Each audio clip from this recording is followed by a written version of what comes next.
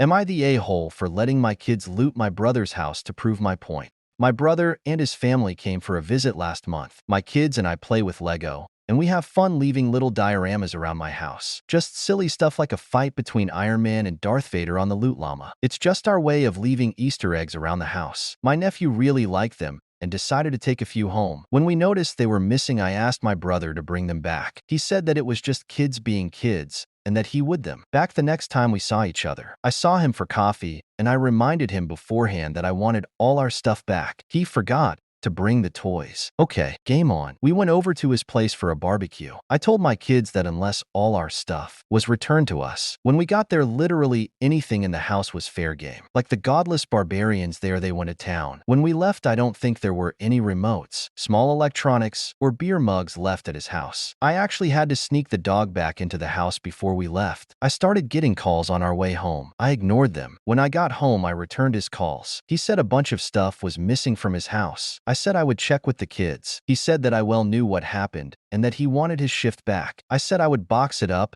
and return it the next time we saw each other, as long as we got our Lego back. He was at my house with my Lego later that evening. He had even accidentally included stuff that wasn't ours. I returned it and his stuff. I told him that this is how we would be dealing with his kid in the future. He is mad that he had to make a special trip to return my stuff. My parents think that there is a huge difference between an 8-year-old taking Lego minifigures and a couple of teenagers pillaging their uncle's house. Am I the a-hole?